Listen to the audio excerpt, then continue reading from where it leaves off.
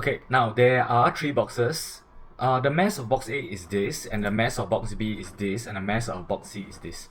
They say that which of the 3 has its mass nearest to the average mass of the 3 boxes. This is actually quite simple. Let's just find the average mass of the 3 boxes, shall we?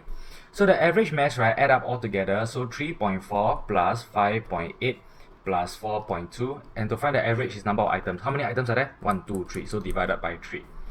Okay, so let's just use the calculator to calculate 3.4 plus 5.8 plus 4.2, and that will give us 13.4 divided by 3, and that will give us 4.47, around there roughly.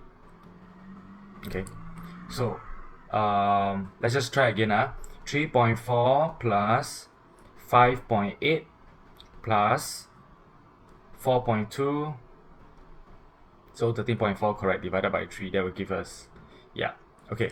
So which of these 3 masses is nearest to this? So obviously it will be 4.2, right? Because 4.2 to 4.47 is only 0.27. So answer should be this one. So obviously 3.4 will be further away from 4.47, and 5.8 will be further away from 4.47 compared to 4.2. Okay, so this one is nearest to this one, and therefore answer is box C. Simple. Alright, done.